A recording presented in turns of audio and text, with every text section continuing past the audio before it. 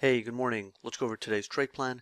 So in the overnight session, we saw a failure at yesterday's VPOC and close, and since then, the sell side has been more dominant in the overnight session. So heading into the open, our overnight bias is bearish, and our short-term bias continues to be neutral. Off the open, we're going to be watching to see if the market can hold above the 87.5 to 88.5 pre-market support and above yesterday's RTH low of 89.25.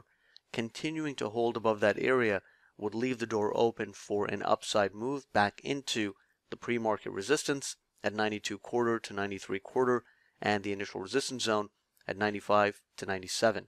On the downside, a breakdown below 87.5 to 88.5 would confirm the sell side in control, and then from there we can easily test the 83.5 to 85.5 support. Now, if the market is in liquidation or breakdown mode where the internals are extremely bearish and we are breaking down on some decent and sustained downside momentum, then we'll want to be careful at the 83.5 to 85.5 support zone.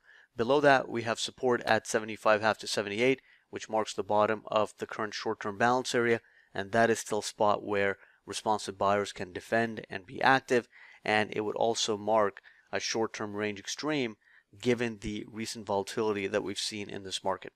So 83.5 to 85.5 could still attract responsive buyers. It is a valid area of support. We just have to exercise some more caution there and see how the market is approaching that zone, because below 87.5 to 88.5 we know that the sell side would be confirmed to be more in control, and if we're breaking down and we are in liquidation mode, then we don't necessarily want to just blindly step in front of it, or even if we are going long at the 83.5 to 85.5 zone, we want to secure more conservative location within that zone and just time the trade a little bit better. On the upside, the main resistance zone on the day is 95 to 97, followed by 23.99 to 2400. Now, in order to get a sustained breakout beyond 95 to 97 and especially 99 to 2400, we would have to see broad market strength and some decent and sustained upside momentum on the NYC tick. So simply a lack of strength at 99 to 2400 can leave the market just trading within the recent balance. So again, heading into the open, our short-term bias is neutral, which means that we have to be nimble and flexible with our real-time intraday bias, and we have to see how the day develops in real time. In the event of a breakdown below 87.5 to 88.5, we have to gauge the quality and conviction of the breakdown.